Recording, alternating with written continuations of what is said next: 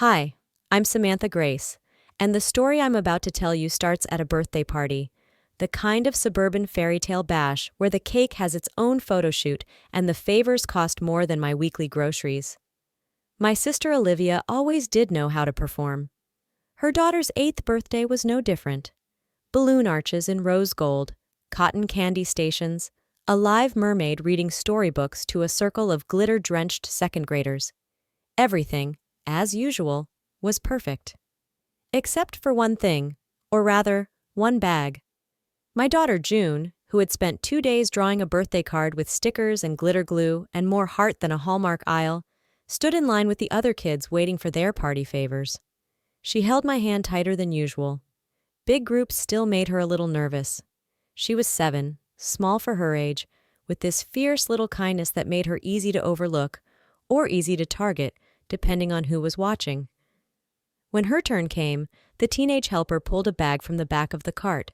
The others were custom totes, monogrammed, filled with trinkets and keepsakes. June's was a brown paper lunch sack. There was no name on it, just a red scrawl in Sharpie, "Be better next time." Inside, a broken crayon, a scratched-up sticker of a bruised banana, a wrapped peppermint that looked dusty, and a small pink box. I froze. It was a condom for a 7-year-old, my 7-year-old. "What the hell is this?" I said, not loudly, but sharp enough that a few heads turned. A laugh bubbled up from across the table. Olivia, standing there in heels she didn't need, wine glass in hand, wearing the kind of expression you see in courtroom dramas just before the twist drops. "Oh, come on," she said. "It's a joke. Loosen up." I looked at her, then at June. June was still staring into the bag like maybe, if she waited long enough, it would transform into something better, something kind. "Maybe they mixed it up?" she whispered. "Mine got lost." I knelt. "Sweetheart, this isn't your fault." Behind me, Olivia sipped her wine and stage whispered, "Guess some kids just need to toughen up earlier." Better now than later, right? Laughter. A couple of chuckles from other parents, nervous ones. The kind that try to pretend something isn't happening just long enough for someone else to deal with it. I stood up, looked at my sister, and then, very calmly, I took June's hand and walked out of the party. Past the glitter tattoos, past the fake smiles, through the curated facade, and into the warm, honest air of the parking lot. No one stopped us. No one followed. But someone should have. Because what Olivia didn't know, what she never took the time to learn, is that I don't forget things. I don't forget how she told our parents that my pregnancy was a train wreck waiting to happen. I don't forget how she cropped June out of the family Christmas card and said it was a printing error. And I don't forget cruelty, especially when it comes dressed like a joke and handed to a child as punishment for being gentle. What she did at that party wasn't a prank. It wasn't a joke. It was a message. And that message was received. Loud and clear. But what came next? That was my message, and I made sure it couldn't be ignored.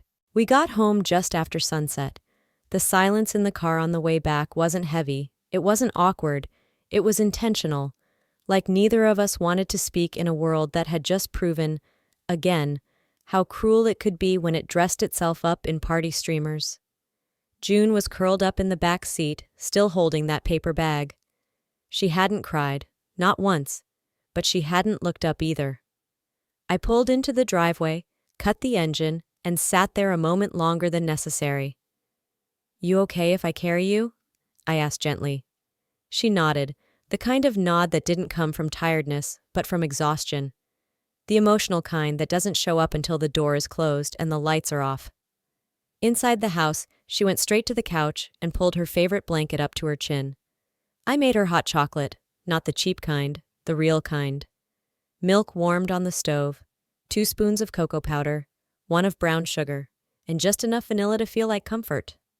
When I brought it over, she looked at me and asked quietly, "Was it because I didn't bring a big gift?" "No," I said. "It's because some people like to feel taller by making others smaller." A pause. "Will they stop doing it now?" I didn't answer right away. Then calmly, "They'll stop eventually, one way or another." After June fell asleep, I walked into the garage. There, in a battered filing cabinet beside my old camping gear, was a manila envelope labeled O. I had started it 5 years ago, not out of pettiness, but out of self-defense, out of necessity. Because when someone insists on rewriting reality to make you the villain, the only weapon that works is documentation. Inside, screenshots, texts, photos, emails. An old text from Olivia. Don't bring June to Dad's memorial. It'll be too much. And honestly, it's not like he really knew her. A photo of last year's Christmas dinner with everyone tagged. Everyone except me and June. Screenshots of a Facebook group post Olivia wrote, "Being a mom is sacred. Not everyone who gives birth deserves the title." Underneath, someone had commented, "You're not talking about your sister, are you?" Olivia replied with a laughing emoji. I didn't have a plan. Not yet. But I knew this. You don't walk away from someone who humiliates your child and then let them keep the microphone. And Olivia had microphones everywhere. Instagram, TikTok, Facebook Reels, a curated life wrapped in filters and false warmth. She called herself a momfluencer, hosted lives about conscious parenting and gratitude, had brand deals with a diaper company, a vitamin startup, a sustainable toy brand. It wasn't just hypocrisy, it was branding, built on a lie. At 10:43 p.m., I opened my laptop, typed into the search bar, "How to report influencer fraud to sponsors anonymously." And the internet answered. It turns out when someone builds a platform on values, receipts are more powerful than outrage. I created a new email, no name, no links to mine, just a clean slate. Then I attached the video. Yes, the one from the party. I'd caught the whole moment on my phone, June being handed the bag, Olivia's laughter, the joke, the punchline, the silent walkout. It wasn't shaky, it wasn't edited. It didn't need to be. It was real. I wrote a short message. This influencer is currently representing your brand. You may want to see what she thinks is funny. A parent who's paying attention. Then I hit send, to 3 brands. I didn't expect anything to happen fast. But 2 days later, one of them replied. I was making lunch when my phone pinged. The brand's statement was short and to the point. "We take all allegations seriously. Effective immediately, our collaboration with Miss Olivia Wren has been suspended pending review. We do not condone bullying or humiliation, especially involving children." I stared at it, read it again and again. Not because I was surprised they dropped her, but because someone had finally seen her. Really seen her. Not the filtered persona, not the curated narrative, but the truth. And it was only the beginning. Because Olivia hadn't just lost a brand. She had no idea that a video had gone viral. Not mine, not yet. But someone, some parent at the party maybe, had uploaded a clip. 1 minute, no caption. Just the moment June opened her bag. By morning, it had 180,000 views. And the comments? Brutal. She gave that to a child? Who even jokes like this? Sick. Where do these people come from? Imagine doing that to your niece. Olivia hadn't texted me yet. She was probably too busy doing damage control. But I knew her well enough to know that she'd try to turn it around. She always did. And when she did, I'd be ready. By Thursday, Olivia's public image had gone from pristine to fragile. Not broken yet, but thin enough to hear the cracks forming underneath. She hadn't posted in over 48 hours, which in influencer terms is a small eternity. Her Instagram feed was quiet, stories dead. No recipes, no affirmations, no check-in with yourself mama reels, just silence. And silence, from someone like Olivia, is never peace. It's plotting. So when her podcast resurfaced in my feed, I clicked without hesitation. It was an episode from 2 months ago, before the gift bag, before the fallout, titled Boundaries, Blessings, and Cutting Out Toxic People, Even Family. I listened as I folded laundry. Her voice came through my speakers. Warm, performative, weaponized kindness. Sometimes you have to say no to people who only show up when it's convenient for them, even if they're blood, especially if they're blood. She laughed lightly, then added, "We can't pour into cups that poke holes in our worth." I stopped folding. The woman who publicly humiliated my daughter for not being enough was now teaching other moms how to walk away from toxicity. She wasn't hiding her contempt. She was repackaging it, monetizing it. The irony was acidic. And then came the kicker. Midway through the episode, Olivia referenced June, not by name, but unmistakably. There's a difference between being kind and being permissive. I have a niece who's never heard the word no, ever. And her mom? Let's just say boundaries aren't really her thing. I paused the recording. June had heard plenty of no. She'd just never been mocked for being soft. And me? I had set more boundaries than Olivia would ever know. The difference was, mine weren't loud. They were enforced. And now, they were evolving. I took a screenshot of the podcast timestamp, saved it to the folder. Because Olivia wasn't just losing credibility, she was still broadcasting her cruelty. That night, while June was at a sleepover, I drove to the school Olivia's daughter attended. There was a sign near the parking lot, Spring Fundraiser, Building Brighter Futures. It was a PTA-run campaign to raise money for a new library and an anti-bullying program. Olivia had volunteered to host the kickoff event, a picnic in the park, vendors, sponsors, local press. She was all over the promo flyers. Wind-blown curls, soft sweater, glowing quote, "We rise by lifting others." I took one of the flyers and smiled to myself. She really didn't see it coming. The next morning, I emailed the school anonymously, attached the video. A brief note. The woman hosting your anti-bullying fundraiser was caught humiliating a child, her niece, at a recent party. There's video evidence. Feel free to review before placing her at the center of a campaign built on kindness. Concerned parent. I didn't wait for a reply, but it came anyway. By that afternoon, Olivia's face was gone from the school website, and her post about the event, deleted. She replaced it with a vague message about stepping back to focus on family and personal growth. But the internet isn't great at forgetting. Someone had archived the school flyer and added it to the video thread that was still spreading like wildfire. That night, #OliviaWrenUnfiltered started trending on parenting TikTok. And in between the jokes and duets, something else began to happen.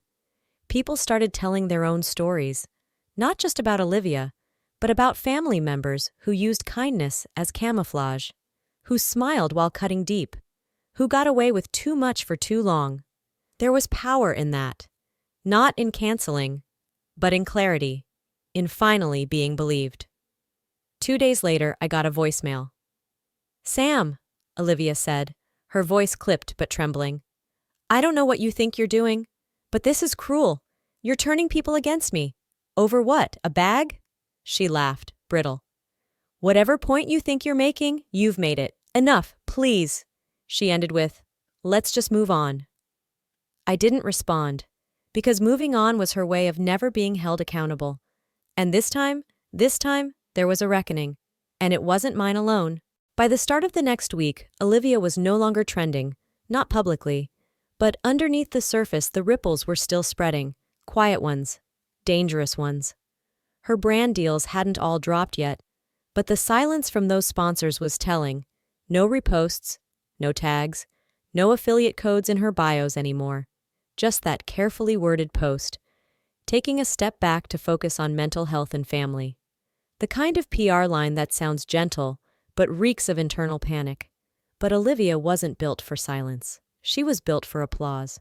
So when she posted a staged photo of her journaling in a cashmere robe, all white linens and freshly brewed tea, I knew it was a distraction. What she didn't know was that the real storm hadn't even landed yet. It started with a box, not a digital leak, not an email, a real box, delivered to Olivia's doorstep by a private courier. No return address.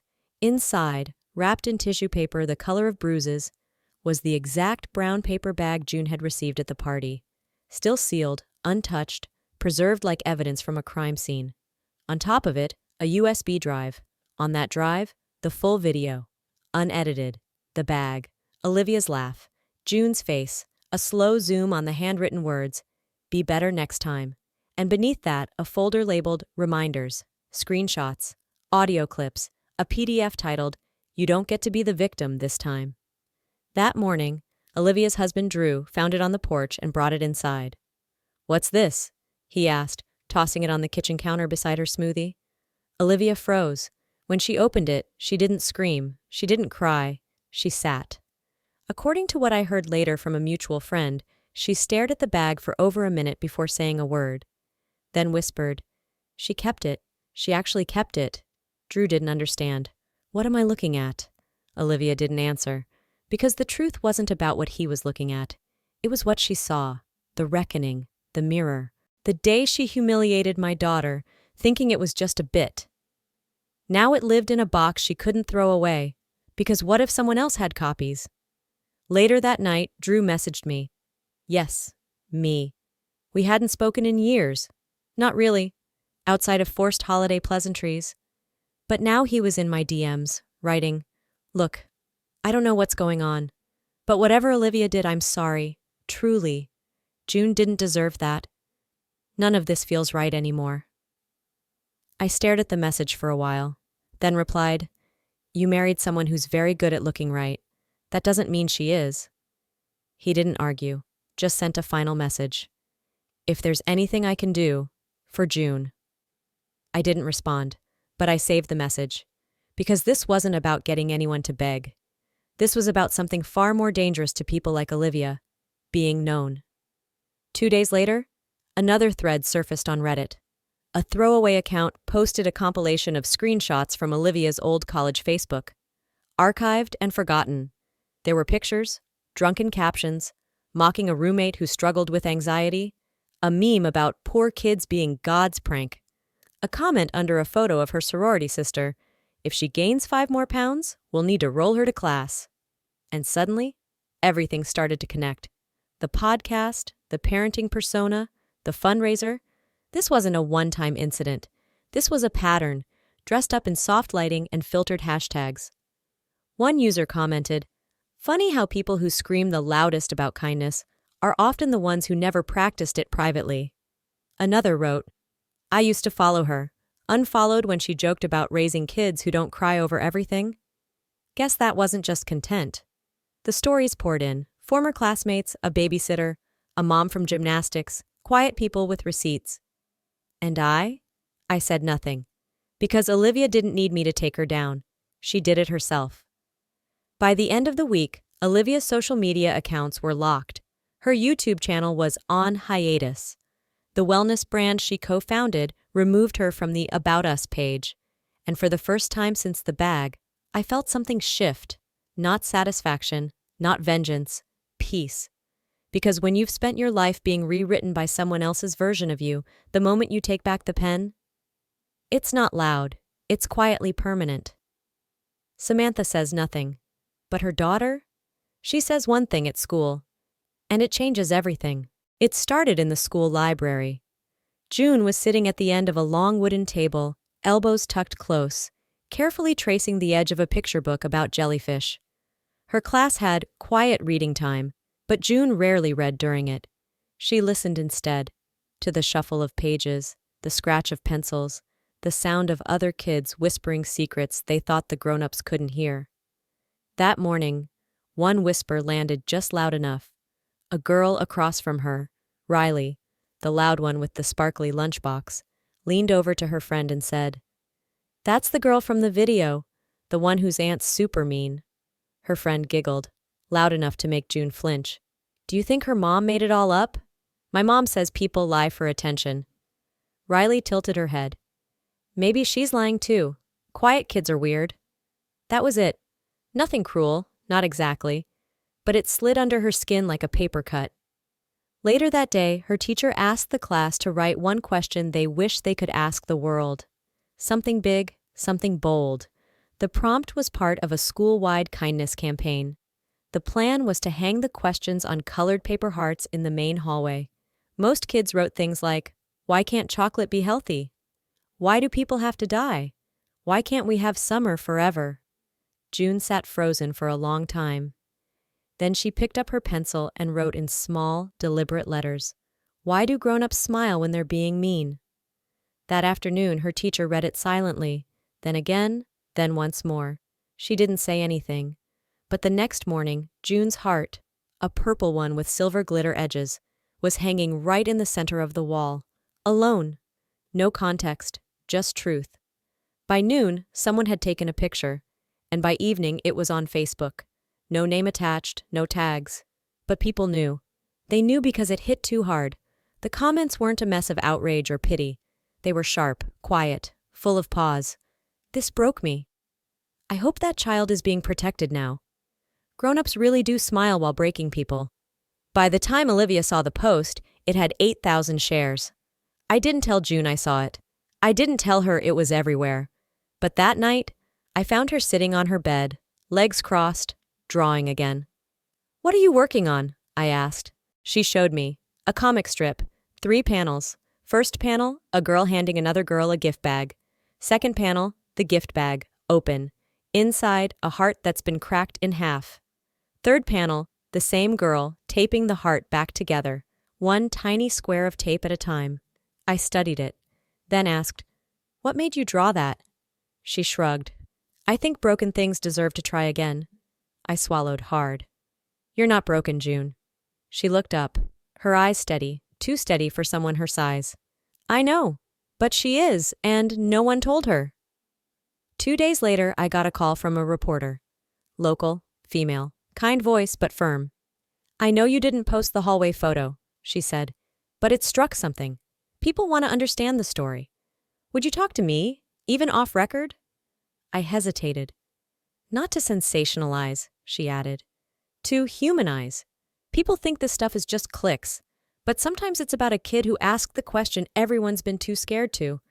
I didn't say yes, but I didn't hang up either. Olivia, meanwhile, was spiraling. I could tell from her stories. They were back, filtered, curated again, but the cracks showed. One post, a black and white photo of her crying in her car, captioned, "Healing is not linear." Another, a long-winded apology video, but not to me or to June, just, "If I've ever made anyone feel small, I was probably projecting. I'm working on it." The comments were brutal. "You humiliated a child. Say her name." "Working on yourself? How about working on your apology?" "You were projecting? How very brave of you. Where's the kid's letter?" She deleted it within hours. But the internet doesn't forget. That Sunday, Olivia called my phone. No voicemail this time. Just one ring. Then silence. Then again. And again. By the 4th, I blocked the number. Monday morning, I dropped June off at school. As we walked toward the gate, one of the parents, a man I didn't recognize, stepped forward. "You Samantha?" he asked. I tensed. "Yes." He offered a hand. "My kid saw the heart. She asked me that same question at bedtime, and I didn't have a good answer, so just thank you." He nodded once, then walked off. I stood there for a moment longer than I meant to, not smiling, not triumphant, just still. Because sometimes revenge doesn't feel like fireworks. Sometimes it feels like silence finally being listened to. It happened on a Wednesday. The sky was low and gray, the kind of weather that makes your shoulders curl in without realizing it. I had just set a pot of water to boil for tea when I saw the car pull into my driveway. Too slow to be delivery, too steady to be a neighbor. I knew before I saw her face. She sat in the driver's seat for at least a minute before stepping out, dressed like she was on her way to a funeral. Black coat, dark sunglasses, hair pulled back too tight, like control could be stitched into strands. But her walk? Not the usual Olivia strut. It was smaller, weaker. I opened the door before she could knock. She didn't look me in the eye at first, just stood there, hands wrapped around herself, like she wasn't sure if she wanted warmth or permission. "I didn't think you'd open," she said. "I didn't do it for you." She flinched a little at that, then stepped inside. The silence between us stretched like a tightrope. I didn't offer her tea, didn't ask her to sit. She sat anyway, in the living room chair across from the couch, the same spot she once called drab. Now it looked more like court. "I came to talk," she began. "Not to fight." I leaned against the kitchen doorway, arms crossed. "You don't get to pick the tone anymore." That landed. She nodded. "Okay, that's fair." Then, like she'd rehearsed it, "I messed up. I let my insecurity get ugly. I took it out on your daughter. On you. I don't have an excuse, just a million regrets." I didn't speak, because that wasn't an apology. That was a confession wrapped in a request for redemption. She swallowed. "I lost almost everything. Sponsors, clients, even Drew's staying at his brother's place. My kids are asking questions I can't answer. It's like this version of me that I tried so hard to build just. She snapped her fingers. Gone. Still, I said nothing. She looked up then, her voice thinner than I'd ever heard it. I know I hurt you. I know I hurt June. But I don't know how to fix this unless you help me. That sentence, that exact sentence, unless you help me, was the most Olivia thing she could have said. Because even here in the ruins, she saw me as a tool, not a person, not a sister, a solution. I stepped forward. I don't think you get it. This isn't about you being canceled. It's about you never once choosing accountability until your world got uncomfortable. Her eyes welled. So, what do you want me to say? I don't want you to say anything, Olivia. I want you to sit in it. I want you to feel what it's like when your words don't save you. A beat passed, then another. She wiped her eyes quickly, like vulnerability was a stain she could scrub away. Are you really going to let this define us? No, I said. You already did that. I'm just letting it breathe. She stood slowly. Her shoulders dropped. There was no speech left in her. At the door, she hesitated. Does June hate me? I didn't lie. But I didn't twist the knife either. She doesn't spend her energy on people who make her feel small. She left without saying goodbye.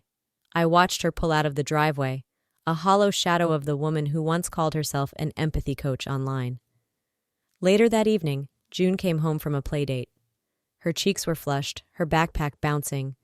I was folding laundry when she walked up behind me and asked, Was someone here? I paused. Yeah. She tilted her head. Was it Aunt Olivia? I nodded. Did she say sorry? She said a lot of things.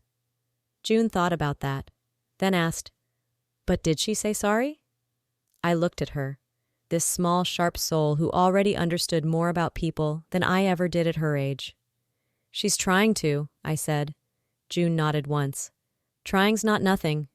She walked to her room, unbothered, and I sat there holding a towel that suddenly felt heavier than it should have. The email came 3 weeks later. Subject, Feature Story Request, Parenting Perspectives After Viral Moment. From the New York Ledger. I read it twice before closing the tab. They weren't just asking for my side, they were offering space. A long-form profile about parenting, family boundaries, emotional abuse between siblings, all centered on what June had written on a paper heart. Why do grown-ups smile when they're being mean? It wasn't about exposure anymore. It was about choice, because that's what the whole story had come down to. Choices. The ones Olivia made to protect her image. The ones I made to protect my child. And now the one in front of me, tell the world what happened, or let the world keep asking questions. June was doing her homework on the rug when I sat beside her. Do you want people to stop talking about it? I asked. She looked up. They still are? Some. Not bad things. They just still care. She shrugged. I don't. I smiled. Do you remember what you wrote? Yeah. She looked thoughtful for a second. I wasn't mad, I was just wondering. That's the difference, I said. Some people write to hurt. You wrote to heal. She nodded slowly. Can I ask you something? Of course. If she says sorry again, like, for real this time, do I have to forgive her? I shook my head. You don't owe anyone your peace, especially not someone who tried to break it. Good. She went back to coloring. I like my peace. I didn't take the interview. Instead, I opened my laptop, pulled up the last video I had saved. It wasn't the party. It wasn't the apology. It was a home video, unpublished, quiet. June, age 5, standing in our backyard holding a watering can twice her size, talking to a tomato plant. You need sunlight, she said to it gently. But not all sun is good. Some sun just burns. I don't know why I filmed it. Maybe because even then she understood the world in metaphors I hadn't yet earned. I watched it twice. Then I opened a blank document. No titles, no names, no call-outs. Just truth, written like rain. Soft, consistent, cleansing. 2 months passed. Life softened. Not back to normal, but better, real. I returned to work. June joined art club. People stopped whispering. The noise faded.